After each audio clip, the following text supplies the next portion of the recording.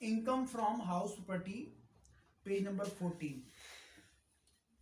हमारे पास 5 heads of income बनाए गए हैं, जिसमें इनकम टैक्स ने प्रोविजन बना रखा है कि लोग 5 हेड से इनकम अर्न करते हैं। Income from salary, income from house property, income from capital gain, income from business and profession और अदर सोर्स।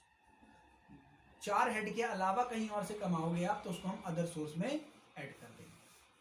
तो हम लोग आज प्रोविजन देखेंगे इनकम फ्रॉम हाउस प्रॉपर्टी। अब हाउस प्रॉपर्टी से इनकम कौन सी होती है, पहले आप ये समझिए।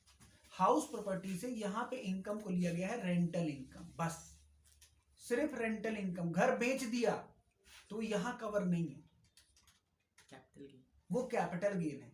लेकिन ध्यान से सुनो, अगर आपका रियल एस्टेट का काम है तो और घर बेच दिया तो आपका कैपिटल गेन नहीं है, फिर बिजनेस प्रोफेशन। तो नेचर ऑफ बिजनेस होना बहुत जरूरी है। अगर मेरा बिजनेस ही यही है कि घर परचेज करता हूं, घर सेल करता हूं, बिल्डर हूं, रियल एस्टेट में काम करता हूं, तो that is my nature of business, that will be covered in income from business. But अगर मैं अपना घर वो बेचता हूं जो मैंने मेहनत से खरीदा, मेरे पास 1-2 घर ही है ना, ज्यादा घर नहीं है मेरे पास, तो फिर मेरा कैपिटल गेन। तो यहाँ पे इनकम फ्रॉम हाउस प्रॉपर्टी वाले हेड में कौन सी इनकम कवर है, रेंटल इनकम। अब रेंट आपको पता है दोस्तों, 2 प्रकार की प्रॉपर्टी में मिलता है, रेजिडेंशियल प्रॉपर्टी और एक कमर्शियल प्रॉपर्टी। यहां दोनों कवर है, बस इनकम कौन सी हो, रेंटल इनकम। तो कुछ टर्म्स है यहाँ पे हम ध्यान से देखेंगे जो हमें हेल्प करेगी फॉर्मेट में। यहाँ पे एक फॉर्मेट है, उसको हम देखेंगे कि किस प्रकार से फॉर्मेट आगे चलता है। तो फॉर्मेट में देखिए, सबसे पहले एक हम काम करते हैं, पहले फॉर्मेट पे ही आ जाते हैं। आप नीचे पेज स्क्रॉल कीजिए तो फॉर्मेट से ही समझा देता हूं, तो आपको समझ में आ जाएगा कि इनकम फ्रॉम हाउस प्रॉपर्टी हम कैलकुलेट कैसे करते हैं। इनकम फ्रॉम हाउस प्रॉपर्टी हम कैलकुलेट कैसे करते हैं, तो देखो जरा। सबसे पहले दोस्तों हम लोग क्या देखते हैं, म्युनिसिपल वैल्यू। क्या देखते हैं हम लोग, देखो अगर आपको रेंट मिलता है और आपका रेंट जो है आप गवर्नमेंट को बताते हैं मुझे इतना रेंट मिलता है, 10,000, 20,000, 30,000 पर मंथ, तो कोई प्रॉब्लम नहीं है। लेकिन गवर्नमेंट ने अपना एक स्टैंडर्ड फॉर्मेट बनाया है, वो तब लगेगा जब आप अपनी रेंटल इनकम को छुपाते हो, या गवर्नमेंट को ऐसा लगता है जो आप रेंट बता रहे हो वो नेग्लिजिबल है, इतना रेंट तो होता ही नहीं है, रेंट तो इससे ज्यादा ही होता है, तो गवर्नमेंट फिर अपना प्रेस्क्राइब फॉर्मेट फॉलो करती है। तो फॉर्मेट वो है दोस्तों, म्युनिसिपल वैल्यू और फेयर रेंट, 2 चीजों को कंपेयर करेंगे, जो ज्यादा होगा वो ले लेंगे। ध्यान समझिएगा, municipal value, fair rent. Municipal value क्या होती है, एमसीडी जो डिसाइड करती है। फेयर रेंट, मैक्सिमम रेंट जितना आप उससे ले सकते हो, फेयर है ना, उन दोनों में से ज्यादा होगा। जो ज्यादा आएगा उसको कंपेयर करेंगे स्टैंडर्ड रेंट से। स्टैंडर्ड रेंट क्या होता है, as per standard rent control act बना हुआ है कि इससे ज्यादा रेंट इस लोकेलिटी का नहीं लेना चाहिए। तो अगर आपने म्युनिसिपल वैल्यू, फेयर रेंट जो ज्यादा आया उसको ज्यादा ले लिया किससे, स्टैंडर्ड रेंट से, तो हम कितना लेंगे, स्टैंडर्ड रेंट को ही मैक्सिमम मान लेंगे, वो आपका आता है एक्सपेक्टेड रेंट। मैं दोबारा समझाता हूं, मान लीजिए म्युनिसिपल वैल्यू है 2,10,000 और फेयर रेंट है 1,50,000, तो आपका मैक्सिमम क्या आया, 2,10,000। 2,10,000 को कंपेयर करेंगे स्टैंडर्ड रेंट से। अगर स्टैंडर्ड रेंट 1,20,000 है तो 2,10,000 1,20,000 से ऊपर चला गया तो एक्सपेक्टेड रेंट क्या हो जाएगा, 1,20,000। लेकिन अगर मान लो स्टैंडर्ड रेंट है 2,50,000 और आपने हायर रेंट क्या लिया, 2,10,000, तो क्या होगा, फिर 2,10,000 को ही आगे चलने देंगे, मतलब आप ठीक है। स्टैंडर्ड रेंट से ऊपर नहीं जाना आपको, नीचे भले आप रहे आओ, क्लियर है। फिर इसको कंपेयर करेंगे दोस्तों एक्चुअल रेंट से, कि आपने रेंट लिया कितना अपने किराएदार से, जो भी होगा 12 महीने का। उन दोनों में से जो हायर होगा उसे हम बोलते हैं जीएवी, उसे हम बोलते हैं ग्रॉस एनुअल वैल्यू। किन दोनों में से हायर, एक्सपेक्टेड रेंट जो ऊपर से कैलकुलेट करते हुए आए, और एक्चुअल रेंट जो आपने निकाला। अब एक्चुअल रेंट ध्यान से सुनो आप, एक्चुअल रेंट हो सकता है 12 महीने का, 11 महीने का, 9 महीने का, मतलब जितने महीने किराया प्रॉपर्टी रही into rent per month. Per month किराया बदल भी सकता है, मान लीजिए 4 महीने रेंट 12,000 रहा, बाकी के 8 महीने 15,000 रहा, तो हम 12 महीने का रेट लेंगे जो आपने रेंट कलेक्ट किया, ठीक है। उन दोनों से जो आया उसे क्या बोलते हैं हम दोस्तों, ग्रॉस एनुअल वैल्यू। उसमें हम माइनस करते हैं म्युनिसिपल टैक्स, या आप बोल दो हाउस टैक्स या प्रॉपर्टी टैक्स, ये पे होता है। अगर आपकी प्रॉपर्टी आपके नाम पे है तो उसमें आप लोग पे करते हैं प्रॉपर्टी टैक्स, सालाना जाता है, ठीक है। लेकिन यहाँ पे ध्यान से सुनिए, आप बताओ ये जो इनकम टैक्स है वो किस पे लग रहा है, मकान मालिक पे, किराएदार पे, मकान मालिक पे। क्योंकि रेंटल इनकम उसको मिल रही है। तो यहाँ पे एक रूल बना हुआ, मैंने नोट नंबर 1 लिखा है। नोट नंबर 1 में मैंने ये लिखा है कि म्युनिसिपल टैक्स तभी माइनस होगा दोस्तों जब आपने पे कर दिया हो। ये नहीं आपका म्युनिसिपल टैक्स का बिल आ गया और आपने उसको माइनस करवा दिया। You must have paid. अगर आपने पे कर दिया प्रीवियस ईयर तक तो आपकी इनकम में से माइनस होगा, सॉरी इनकम टैक्स रिटर्न में से, अदरवाइज नहीं होगा। दूसरी बात, आपने ही पे किया हो, वो किसी और से रिकवर ना किया हो। कुछ मकान मालिक ऐसे होते हैं प्रॉपर्टी टैक्स को किराएदार में अपोर्शन करके चार्ज कर देते हैं, ऐसा ना हुआ हो, ठीक है, तब माइनस कर देंगे। तो यहां तक आ जाएगा आपका एनएवी, नेट एनुअल वैल्यू। इसमें से दो चीजें माइनस करते हैं, इसे बोलते हैं डिडक्शन। मैंने पढ़ाया था ना आपको बेसिक टर्म्स में, डिडक्शंस, एग्जेम्पशंस। डिडक्शन मतलब माफी। तो अब आपको सरकार कहती है कि 30% जो भी आपका एनएवी आएगा सीधा माफ कर देंगे। कितना? 30%। अब ये इसलिए देती है दोस्तों क्योंकि लोग कहते हैं मैंने घर में रिपेयर कराया, व्हाइट वॉश कराया, तो जब मेरी इनकम ले रहे हो तो मेरे खर्चे भी तो माइनस करो। तो गवर्नमेंट कहती है ऐसे खर्चे लो, आप कुछ भी बोल दोगे आप। तो हमने खर्चा कैसे दे दिया? 30% ऑफ एनएवी का माइनस कर दिया। फिर अगर क्वेश्चन में हमें क्या दिया होता है एनएवी के लिए, मतलब अलग अलग खर्चे दिए होते हैं, व्हाइट वॉश खर्चा, रिपेयर खर्चा, इलेक्ट्रिसिटी फिटिंग का खर्चा, वो हम माइनस नहीं करते। कितना माइनस होता है? As per law 30% of NAV. दूसरा दोस्तों very important point, interest on boring. सुनिए मेरी तरफ, अगर आपने जो घर है जिसका आप किराया उठा रहे हो वो लोन लेके बनवाया, आप उसका ब्याज चुका रहे हो, तो जो आप इंटरेस्ट पे कर रहे हो वो आपको माफी मिलती है। इसे बोलते हैं इंटरेस्ट ऑन बोरिंग्स। लेकिन इसके नीचे नोट 3 लिखा है मैंने, तो नोट 3 में मैंने ये लिखा है दोस्तों, इसकी मैं कैलकुलेशन कराऊंगा। ये दो किस्तों में कैलकुलेट होता है, एक होता है प्री, एक होता है पोस्ट। एक होता है प्री, एक होता है पोस्ट। दोनों को जोड़ के हम यहाँ माइनस करवाते हैं। तो जो आपकी वैल्यू आती है दोस्तों लास्ट में, इसे बोलते हैं इनकम फ्रॉम हाउस प्रॉपर्टी। ये आपकी इनकम में जुड़ता है। तो फॉर्मेट हमारा ये था, प्रेस्क्राइब फॉर्मेट, ठीक है। एक पेज नंबर आ जाओ ऊपर चलो आप, जिसमें मैंने पेज 15 पे टॉप पे लिखा है दोस्तों, मैंने लिखा है टाइप्स ऑफ हाउस प्रॉपर्टी। मैंने इसमें लिखा है टाइप्स ऑफ हाउस प्रॉपर्टी, मिला? अब इसमें देखिए मैंने क्या समझाया। टाइप्स ऑफ हाउस प्रॉपर्टी मैंने शॉर्टकट लिखा है, मैं आपको फुल फॉर्म बता रहा हूं। LOP SOP. What is LOP? Let out property. What is SOP? Self occupied property. ध्यान सुनिए, जहां मैं आपको पढ़ा रहा हूं, ये जो इंस्टीट्यूट है, ये मान लीजिए मैंने रेंटेड लिया हुआ है। तो अगर मैंने रेंटेड लिया है तो जिसने मुझे किराए पे दिया है उसकी ये कौन सी प्रॉपर्टी हुई? सेल्फ ऑक्युपाई या लेट आउट? मकान मालिक के एंगल से कौन सी प्रॉपर्टी हुई है? लेट आउट प्रॉपर्टी हुई ना। अगर सेल्फ ऑक्युपाई तो मकान मालिक यहाँ रहता ना। तो प्रॉपर्टी के दो टुकड़े हमने करे, लेट आउट और सेल्फ ऑक्युपाई। लेट आउट में ऑलवेज टैक्सेबल होता है, मतलब रेंट आपका हमेशा टैक्सेबल होगा। सेल्फ ऑक्युपाई के दो टुकड़े कर दीजिए। सेल्फ ऑक्युपाई आपने कर रखा है, आप रहते हैं रेजिडेंट, दूसरा आप उसमें बिजनेस करते हैं। भाई मेरा घर है और मैं वहीं से मैंने अपना ऑफिस खोल रखा है, मैं वहीं से पढ़ाता हूं, तो उसको हम क्या करेंगे? अगर आप बिजनेस करते हैं इग्नोर कर देंगे।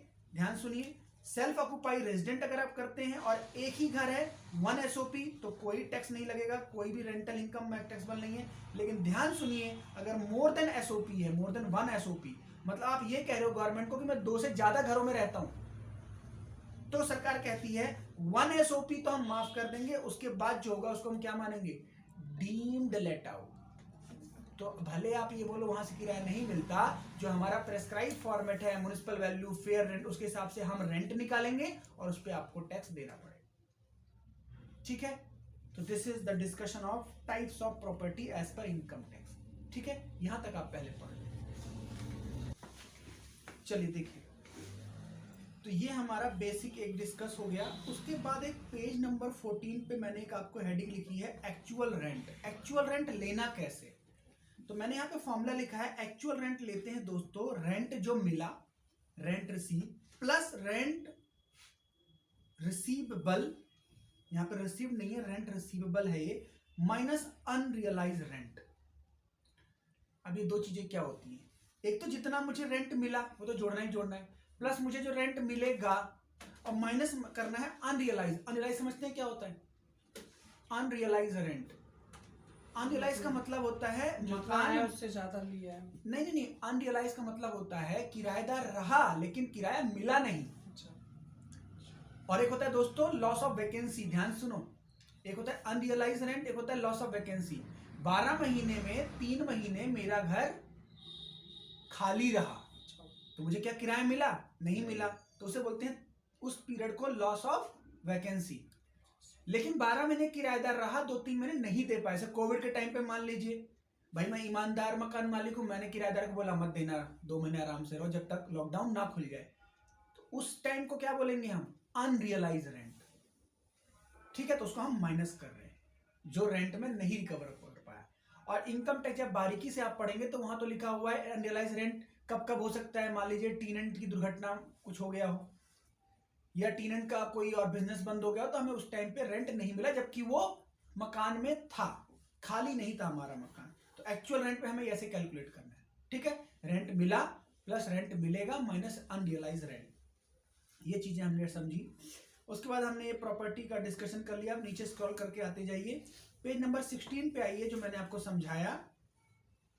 पेज नंबर 16 पे मैंने आपको बताया था अभी कि 30% जो गवर्नमेंट देती है जीएवी का, एनएवी का, सॉरी स्टैंडर्ड एक्शन बोलते हैं उसको, 30%, वो क्यों देती है? ताकि आप बाकी खर्चे ना मांगो। क्या क्या खर्चे नहीं मिलेंगे आपको? रिपेयर का खर्चा, सोसाइटी का खर्चा, पार्किंग का खर्चा, इंश्योरेंस का खर्चा, इलेक्ट्रिसिटी वाटर का खर्चा, लिफ्ट लगवाते हैं उसका खर्चा। सरकार बोलेगी ऐसे तो आप लिस्ट बना के ले आओगे। तो भैया 30% हम आपको बोलते हैं कि जितना आपको रेंट मिला उसका 30% आप एनएवी का माइनस करवा लो सबके लिए। ठीक है, इंटरेस्ट ऑन लोन मैंने आपको बताया प्री और पोस्ट का कंबाइंड मिलता है हमको। क्या मिलता है? प्री और पोस्ट का कंबाइंड। ठीक है, पेज नंबर 17 पे अभी मैंने आपको बताया था अनरियलाइज रेंट, उसके बारे में डिस्कस कर लेते हैं। तो क्या लिखा हुआ है अनरियलाइज रेंट का मतलब? पढ़े, पेज नंबर 17 पे हेडिंग लिखी हुई मिली आपको। देखिए क्या लिखा है, it means rent which is not recovered by owner from tenant. मतलब किराएदार मकान में था लेकिन मैं रेंट नहीं ले पाया। It is like bad debts.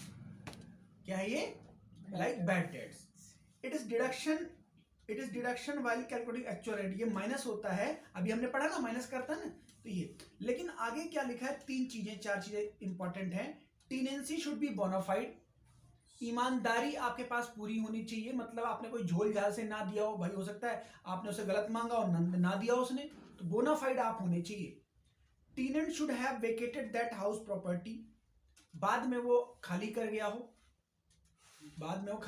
हो। Such tenant should not occupy any other house property of same SSC. ऐसा ना हो आप हमें पागल बना रहे हो, आपकी प्रॉपर्टी साउथ दिल्ली में भी है, नॉर्थ में भी है, तो आपने नॉर्थ में उसको शिफ्ट कर दिया, पहले वो साउथ में था, और आप कह रहे हो किराया नहीं मिलता। तो दूसरी प्रॉपर्टी का किराया तो मिल रहा है ना, यानी आपकी किसी प्रॉपर्टी का किराएदार आपको नहीं होना चाहिए। Next, reasonable step should have been taken to recovery of unrealised rent. और आपने कदम उठाए हो रेंट रिकवर करने के लिए, सिर्फ मांगा नहीं दिया और आपने इनकम टैक्स में माइनस करवा दिया, ऐसा नहीं है। बताओ ये नियम क्यों लिखे हैं? क्योंकि लोग क्या करेंगे, 3 महीने 4 महीने का अनरियलाइज दिखा के और साल खत्म होते ही अप्रैल में सारा मांग लेंगे, ईयर खत्म होने के बाद रेंट मांग ले, पिछले 4 महीने का बकाया दे दो। ऐसा ये सब ना करें लोग, इसलिए बनाया हुआ है अनरियलाइज रेंट का कंसेप्ट। ठीक है, ये हमारा पूरा डिस्कशन हुआ इनकम फ्रॉम हाउस प्रॉपर्टी का। अब आप पेज नंबर आ जाइए 18 और यहाँ पे देखिए मैंने एक हेडिंग लिखी हुई है इंटरेस्ट ऑन बोरिंग। ठीक है, बस इतना समझ लीजिए आप, कॉम्प्लेक्सिटी में नहीं फंसना। इंटरेस्ट ऑन बोरिंग सरकार 2 तरीके से देती है, ध्यान सुनिए। जो आपका प्रीवियस ईयर है, फाइनेंशियल ईयर है, उसमें जितना आप इंटरेस्ट पे कर रहे हैं सारा माइनस हो जाएगा। जो आपका प्रीवियस ईयर है, हमारा प्रीवियस ईयर क्या है, मान लीजिए 22-23, अभी खत्म हो जाएगा मार्च हमारा। और अगर आपने पिछले सालों में भी इंटरेस्ट ऑन लोन पे किया है तो उसका गवर्नमेंट माफ करती है 1/5, यानी वो 5 किस्तों तक माइनस होता है। करंट प्रीवियस ईयर का जो रेंट होगा वो तो पूरा माइनस होगा, पिछले प्रीवियस ईयर में जितना रेंट आपने पे किए होंगे उसको 5 टुकड़ों में गवर्नमेंट पे करती है, 5 किस्तों में। ठीक है, लेकिन अब सुनिए, लेकिन आपने जो साल चल रहा है प्रीवियस ईयर उसमें लोन रीपे कर दिया, तो जब लोन रीपे कर दिया तो इंटरेस्ट पे होगा? नहीं होगा, तो इंटरेस्ट ऑन लोन भी माइनस नहीं होगा। ये लॉजिक है। लेकिन आप सुनिए, 12 महीने में अक्टूबर है, हमारा फाइनेंशियल शुरू होता है अप्रैल, और हमने लोन रीपे कर दिया अक्टूबर में, तो इसका मतलब हमने अप्रैल, मई, जून, जुलाई, अगस्त, सितंबर में तो रेंट दिया होगा ना, सॉरी इंटरेस्ट उतना माइनस हो जाएगा, बाकी पीरियड का माइनस नहीं होगा। मतलब प्री और पोस्ट में गवर्नमेंट कहती है प्रीवियस ईयर में जितना पे करोगे सारा माइनस, नहीं पे करोगे तो नो माइनस, ठीक है, उसकी डिडक्शन नहीं मिलेगी। ये हमारा हो गया देवेंद्र। अब एक डाउट आता है कि सर जो इंटरेस्ट ऑन लोन माइनस होगा तो वो जो लोन है किसी से भी ले माइनस हो जाएगा। तो सरकार ने इसका भी रूल बना रखा है कि आप लोन किससे लो, कितना अमाउंट लो, तो सरकार ने प्रोविजन बना रखा है। वो प्रोविजन को मैं आपको लिटरल लैंग्वेज में समझा रहा हूँ।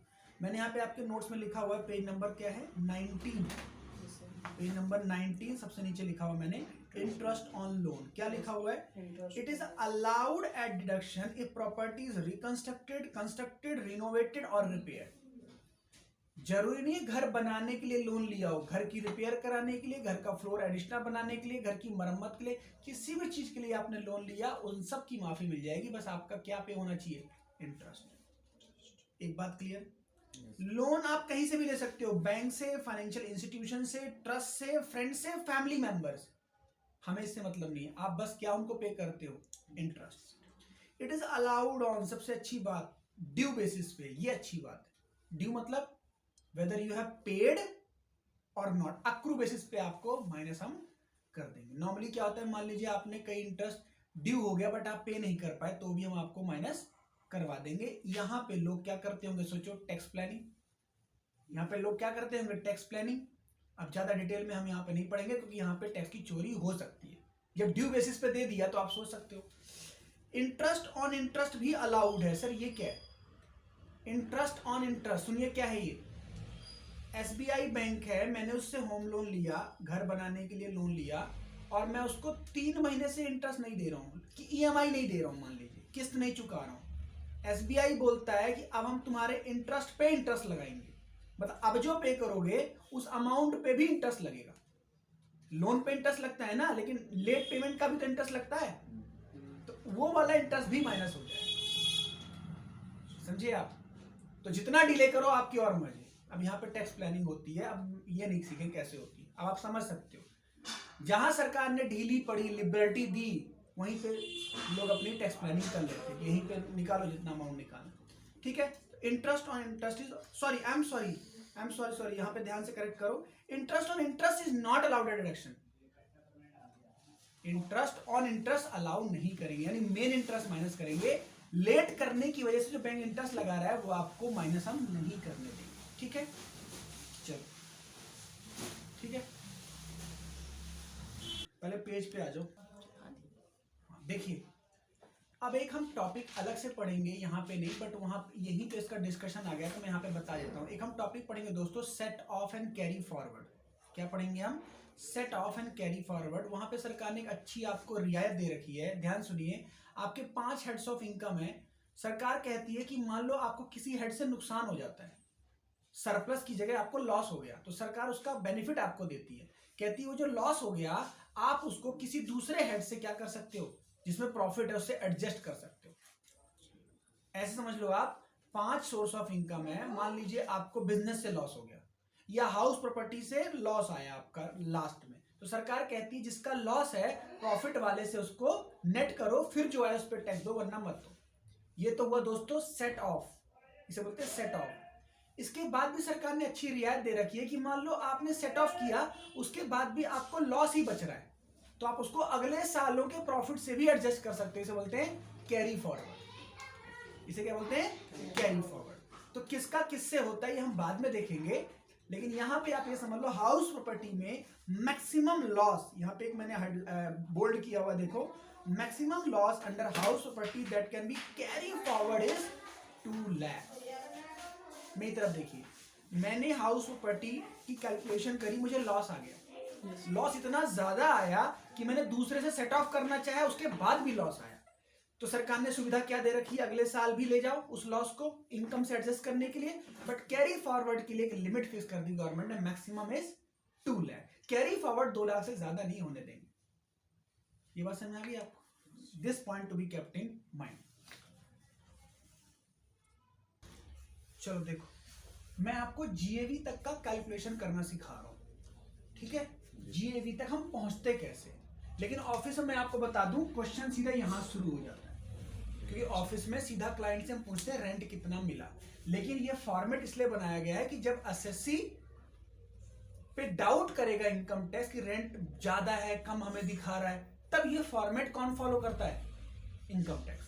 तो इनकम टैक्स कहता है दोस्तों म्युनिसिपल वैल्यू, मान लीजिए म्युनिसिपल वैल्यू 1 लाख है, मान लीजिए, अभी समझिए नोट मत कीजिए, म्युनिसिपल वैल्यू 1 लाख और फेयर रेंट 2 लाख। तो हम यहां पे क्या लेते हैं? Whichever is higher. तो whichever is higher is कितना? 2 लाख रुपए। बट गवर्नमेंट कहता है स्टैंडर्ड रेंट से ज्यादा नहीं होना चाहिए। मान लीजिए स्टैंडर्ड रेंट है 180, तो क्योंकि ये 180 ज्यादा है तो एक्सपेक्टेड रेंट कितना होगा? 180। ये बात समझ में आई आपको? स्टैंडर्ड रेंट से जो value whichever is higher ली है ज्यादा नहीं होनी चाहिए। अब यहीं पे अगर मैं चेंज कर रहा हूं, मान लीजिए स्टैंडर्ड रेंट होता 2,20,000, तो यहां पे आप क्या लेते? 180 लेते। तो यहां पे आप 2 लाख और 2,20 में 2,20 के अंदर ही तो है यहां पे, तो फिर यहां पे क्या वैल्यू आती? 2 लाख ही कंटिन्यू होती। ये तब नहीं लेते, ये सिर्फ कंपेयर करने के लिए होता है, इससे ज्यादा नहीं आना आपको, ठीक है? तो इंग्लिश में लिखा हुआ इनकम टैक्स में expected rent is the higher of municipal value and fair rent but restricted to standard rent, restricted to. Now actual rent, अब एसएससी बताएगा कि रेंट कितना है, 12,000 per month, 15,000 per month, 16,000 per month. मान लीजिए उसको मिलता है 20,000 पर मंथ, तो सालाना कितना हुआ? 2,40,000 हुआ। अब यहाँ पे विच एवर इज हायर लेना है हमेशा, तो क्या आया? जीएवी कितनी आ गई? 2,40,000। यहाँ पे हमेशा हायर। क्लियर है? केस 2, इसी को मैं चेंज कर रहा हूं, केस 2। अब आप बोल सकते हैं आगे आगे, municipal value 2 lakh, fair rent 1,50,000। पहले ज्यादा वाला लेंगे, ज्यादा वाली वैल्यू 1,50,000। स्टैंडर्ड रेंट यहां पे आके बोलता है 2,20,000, तो कितना लेंगे? एक्सपेक्टेड रेंट 2 लाख हो गया ना। हाँ सॉरी, यहाँ पे आप 2 लाख लेंगे। स्टैंडर्ड रेंट बोलता है 220, तो क्या लेंगे हम? 2 लाख। 2 लाख, क्योंकि वो रिस्ट्रिक्ट करता है, वो ये नहीं कहता मुझे लो, मुझसे ज्यादा मत आओ। मान लीजिए एक्चुअल रेंट, अब ध्यान सुनिएगा, एक्चुअल रेंट मुझे बताया जाता है कि महीने का किराया 10,000 है, 10,000 है, नहीं 10 नहीं कर, थोड़ा ज्यादा कर देते हैं, 12,000 है। कितना है? 12,000। लेकिन वो कह रहा है मुझसे कि किराया सिर्फ 10 महीने का मिला। 10 महीने का मिला, 12 महीने का नहीं मिला। तो यहां पे कितना आया? 1,20,000। तो हम यहां पे क्या लेते हैं? Whichever is higher always, but यहां पे ध्यान से सुनो। अब यहां पे किराया कम क्यों मिला? कम क्यों मिला? Reason loss of vacancy. वो बोल रहा है यहाँ पे कि किराया 10 महीने का मिला, 2 महीने की प्रॉपर्टी खाली थी। यहाँ पे वो ये नहीं बोल रहा कि किराया मिल नहीं पा, अनरियलाइज रेंट नहीं बोल रहा। तो रूल लिखा हुआ है यहाँ पे 2 लाख एक्सपेक्टेड रेंट, और यहाँ पे एक्चुअल रेंट कितना? 1,20,000। यहाँ पे क्या बोला जा रहा है? 10 महीने की वजह से, ठीक है? तो हमेशा याद रखो विच एवर इज हायर लेना है, लेकिन अगर एसएससी बोलता है कि मुझे रेंट कम मिला है, उसका रीजन है लॉस ऑफ वैकेंसी। रीजन क्या है? लॉस ऑफ वैकेंसी, मेरी प्रॉपर्टी किराए पे थी ही नहीं। तो दोस्तों फिर एक्चुअल रेंट ही लेते हैं, एसएससी का हमेशा फेवर किया जाता है। हमेशा हायर लेना है, हमेशा। लेकिन अगर कंपेयर किया और कम आया, कौन सा? ये वाला, या विचेवर हायर लेने से रुक जाना है, रेंट कम आया क्योंकि सच में उसको रेंट नहीं मिला, लॉस ऑफ वैकेंसी, तो कौन सा लेना है? एक्चुअल रेंट ही ले लेंगे हम, जीएवी। बस ये हमारा, और भी केसेस बहुत आ सकते हैं, लेकिन ये 2 मेन इश्यूज हमारे पास आते हैं। हमेशा यहाँ पे क्या लेना है बताओ? Whichever is higher. बस ये एक बार अगर कम आएगा तो हम एक बार देखेंगे कि एक्चुअल रेंट कम रीजन क्या है। अब मान लीजिए यहाँ पे ये 10 महीने ही है, यस सर, है ना, लेकिन लॉस ऑफ वैकेंसी नहीं है, 2 महीने का रेंट मिला नहीं, तो कोई दिक्कत नहीं, फिर विच एवर हायर लेते, 2 लाख ही लेते, ठीक है? या यहाँ पे मैंने 12 महीने पूरा कर दिया, 10 नहीं 12 महीने हैं, तो 12 महीने में कितना आएगा ये 144, तो विच एवर हायर ही लूंगा मैं, क्योंकि लॉस ऑफ वैकेंसी यहाँ नहीं है। लॉस ऑफ वैकेंसी की वजह से अगर कम आता है ये इससे, तो हम एक्चुअल रेंट क्या ले लेंगे, जीएवी के बराबर। ठीक है, यहाँ पे मेनली प्रॉब्लम हमारे पास हाउस प्रॉपर्टी के क्वेश्चन गलत हो जाते हैं, हम यहाँ पे ध्यान देंगे। तो हमारा बाकी का प्रोविजन जो नीचे है, म्युनिसिपल टैक्स माइनस करते हैं, 30% एनएवी का और इंटरेस्ट ऑन लोन। ठीक है, बस यहाँ तक आप कर लीजिए। यहाँ पे हमारा बेसिक हाउस प्रॉपर्टी कॉन्सेप्ट